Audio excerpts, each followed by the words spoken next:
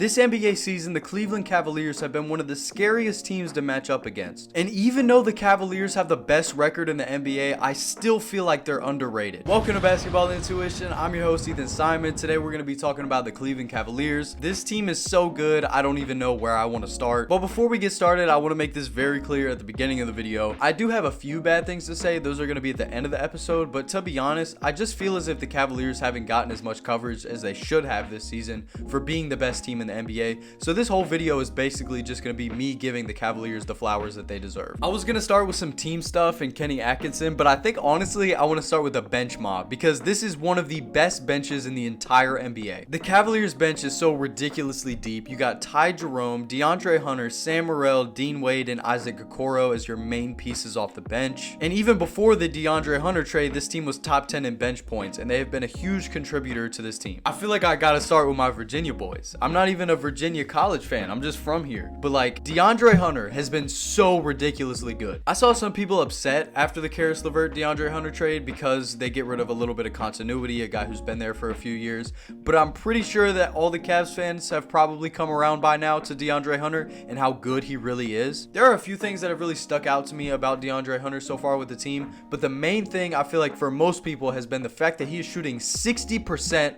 on 5 attempts from 3.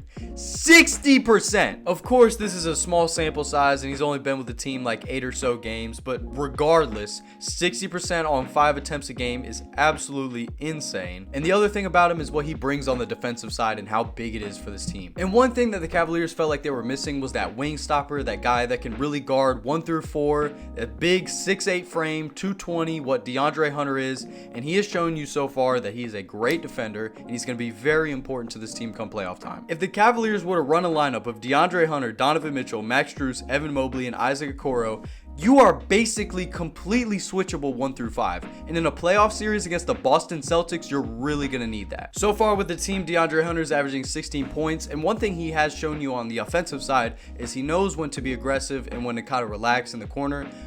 He can sit in that corner, but when he needs to go get 30 against the Trailblazers, he can do that. If he needs to take over a quarter because Donovan Mitchell isn't shooting well, he can do that. Now the next guy, one of the most underrated players probably in the entire NBA is Ty Jerome. Ty Jerome, whether you realize it or not, really is a solid defender. He is a hard-nosed defender. He's not going to be able to completely lock you down every night, but he's going to be in your face trying to play defense, and sometimes with some guys, that's all you can ask for. He's also a great facilitator. He's very good at slowing the game down when he needs to for his team. Whenever he gets in, there are some times where he can completely change a game because he knows how to dictate the pace of the offense. And as long as he has the ball in his hands, I'm fairly confident for the Cavaliers. Like, he doesn't need to have the ball in his hands all the time, but when he's on the floor and he has the ball in his hands, I'm confident that the offense is going to do what they need to do. When he has the ball, they make sure to, like I said, they slow it down a little bit. But he also is great at pushing the pace. Another thing is I feel like he sets his teammates up for mismatches. Like if he sees Evan Mobley has a mismatch on the block, he's going to stop everything he's doing to get Evan Mobley that ball. And again, I don't know if I already said it or not, but he is a very smart NBA player. Not only is he just shooting the ball at 44.9% from 3, he also has one of the best floater games in the entire NBA. If you watch Ty Jerome, if you watch any Cavs games, you know this guy has a deadly floater game. If you're still here enjoying the video, make sure to hit that like button. It helps a small channel like myself out quite a lot. Shout out to Sam Morrell. He's a solid defender. He's gonna get overpowered at times because of his small frame, but he was trying to guard Jaylen Brown. He was really just getting overpowered. There were points in the Grizzlies game where he was guarding Ja. The thing is he's not the strongest guy, so if he's matched up against a Jaylen Brown, there's only so much he can do. He can be in your face, he can be there, but at the end of the day, Jaylen Brown can really just overpower him. But the main thing about Sam Morrell is his shooting ability. He's not shooting it quite as well as he was last season at around 40%. This season, he's at 35% from 3, 7 points a game. Not bad at all. The last two guys from the bench I want to talk about real quick is going to be Isaac Okoro and Dean Wade. Isaac Okoro, as we know, point of attack defender. He can guard the other team's best player to the best of his abilities. He's not the greatest defender in the world, but he is a very good defender. He's taken a reduced role this season, 8 minutes a game less than last season, but he's still a great defender. He can knock down a shot. Big shout out to Isaac Okoro. And then Dean Wade, I don't have anything written down about him. All I really have to say about him is his stats aren't going to pop out at you. On the court, he's not going to pop out at you, but he's a very smart NBA player. He can make a right pass, he can get a right rebound. If he's knocking down that 3 ball, it makes it even better. But Dean Wade is a very fundamentally sound NBA player. Shout out to Craig Porter Jr. and Tristan Thompson as well. Craig Porter Jr. actually gets in the game and does stuff sometimes, but Tristan Thompson is just doing cartwheels on the bench all day. I love it so much. I just like seeing vets that are just like up and happy to be on the team, and Tristan Thompson is that. I mean, he's always celebrating whatever he can. Now I kind of want to fly through some of the team aspects things, and I really want to shout out Kenny Atkinson. This team, I think they went from like 16th offensively to now number 1 offensively in the NBA. You don't see that very often, especially from just a coach. And the fact that he's been able to turn that offense from 16th to number 1 is just incredible. They're an elite passing team. I mean, they can give it to you anyway. They can pass big to big, guard to guard, guard to big to guard. All the different ways that you can pass, they can do it. And one of my favorite things about the Cavaliers passing is that pick and roll with the 2 big men. Whenever Jarrett Allen comes up and sets a screen for Evan Mobley, it's just like my favorite thing. They're also top 3 in assists this season, only 13 turnovers a game, which is in the top 3 in the NBA. Also, I think Kenny Atkinson does a really great job of using the team's depth. I feel like he staggers Evan Mobley and Jarrett Allen's minutes very well as Donovan Mitchell and Darius Garland. I don't know what else you can ask for from Kenny Atkinson. He's been almost a perfect coach. Maybe he is the perfect coach. I don't know. I'm not a Cavaliers fan, like, as y'all know, so I'm not going to know all the ins and outs of your team. So, like, if you're a Cavaliers fan, there's going to be things in this video I miss or things I don't talk about, or maybe I'm just completely wrong about something. But I don't watch an extreme amount of Cavs fans like y'all do. Like, if you're a Cavaliers fan, you probably watched at least 30, 40 Cavs games this season. I probably have not, because there are 30 NBA teams that I have to keep up with. They also do a great job at getting good quality shots. I feel like throughout basically the entire game, they're getting good shots. Another thing with this team and their roster is they can run big if they need to. They can also run small with Evan Mobley at the 5, and big with Jarrett Allen at the 5 and Emo at the 4. I'm kind of all over the place right now, sorry. This team is very flexible when it comes to matchups. So, like, if they play against the Celtics and they need to run small, they can do that. And if they play against the Grizzlies and they have to run big, they can do that. The transition defense is good. The transition offense is even better. They're top 5 in both, but number 1 in offense. Another thing about the Cavaliers that I love is they communicate very well defensively, especially on screens. And then the last thing I have for the team stuff is they're shooting 40% from 3 as a team, which is number 1 in the NBA. Let's talk about this for a second. Having a player shoot 40% himself is a feat. If you shoot 40% from 3 in the NBA, that's something to be very proud of. If your entire team combined is shooting 40%, that's like insane. I mean, there's got to be only a handful of teams that have done that ever.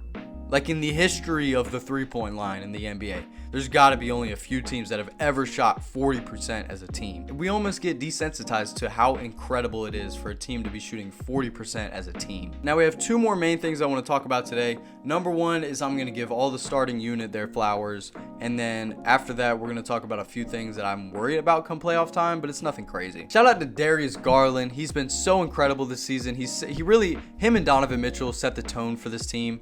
He's a great passer. He's so deadly in the pick and roll. He's in the 86th percentile as a pick and roll ball handler. Darius Garland to Jarrett Allen, it's just all day. It's so much fun to watch. I think this is probably Darius Garland's best season. He plays less minutes with better stats. He's shooting 40% on pull-up threes. Statistically, this is his worst defensive season, but that's really just because he's getting attacked like every game. Like, the Celtics were attacking him at like every play, and that's something that you need to be worried about playoff time. That isn't one of the things that I was going to talk about to be worried about playoff time, but that definitely is something to have in the back of your brain, that the Celtics, if y'all match up with the Celtics, that's what they're going to do. As long as Darius Garland is on the floor, they're going to go at him. Another thing about Darius Garland specifically that I really like is it's very hard to stop him when he's getting downhill. He's so crafty, he's fast, he's got a tight handle, he's very creative with the ball. And now let's talk about Donovan Mitchell real quick. I'm not even going to spend too much time on the starters because, like, I feel like most people know how incredible they've been throughout the season. Donovan Mitchell has been doing a little bit less statistically, but I almost feel like it's in a good way. He's got less usage percentage, less assists, less points, but he's still having such a good season. And I have no doubt in my mind that whenever we get to the postseason, those stats will go up a lot more than what they are right now. I don't even think you can say that, like, Donovan Mitchell is having a down year, because that's stupid. Like, if you look at his stats, you're like, oh, Donovan Mitchell is having a down year. He's really not. This is one of his best seasons ever. He's so efficient. He's so good. He's so calm. And like I said, very calm and steady. He never really lets his team out of it. He always has a really great poise to him, and he's always very calm. And once he gets going, there's nothing you can really do to stop him. He's a 3-level scorer. He is one of the best in the game at getting to his spots and getting buckets. He is just so hard to stop when he gets going. I'm not even going to spend time talking about Evan Mobley and Jared Allen. I'll spend a little bit more on Jared Allen, but I made a Defensive Player of the Year video, and I talked about Evan Mobley a lot in that video. So if you want to hear me talk about Evan Mobley, go watch that video. But Evan Mobley, so good this season, so incredible. Best offensive season, best defensive season. I mean, he's just so good. And for Jared Allen, it almost feels like he's underrated at this point because he gets a little overshadowed by Evan Mobley. But I want to remind people that Jared Allen is a extremely good NBA center. Now, the last starter, the last piece of the puzzle, Max Strus. I have a couple really small things about him that mean a lot to me. One of the main things is he knows when to sit in the corner, but he also knows when to clear out. He also has a knack for just being in the right place at the right time. He knows how to fill space on the court and be in positions to get buckets or make a good pass. And for him, it looks very natural, and I just love that about some players. Like, if you know me, if you've watched the channel before, you know how much off-ball movement means to me. And Max Strus moves a lot, but he also knows when to just sit in that corner. And I feel like there's a really great mix of that with him. So huge shout out to Max Strus. I also feel like Sam Morrell does that pretty well. He gets a little shot happy sometimes, Max Strus does,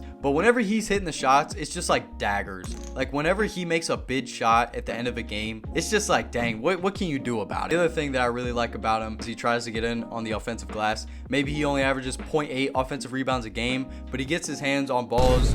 Wow, pause. He does a great job at keeping the defense modest and keeping them on their toes when they're rebounding the ball. Because if you're not paying attention, he'll swoop in there and get that from you. He really will. Shout out to Donovan Mitchell. I don't know if you peep, but we got the Louisville Donovan Mitchell college jersey. And I didn't have another Cavaliers jersey to represent, or like Cavaliers player. So I just threw up Wemby because shout out to Wemby. I'm still so sad that he's out for the rest of the season. Shout out to Kyrie Irving too, ACL tear.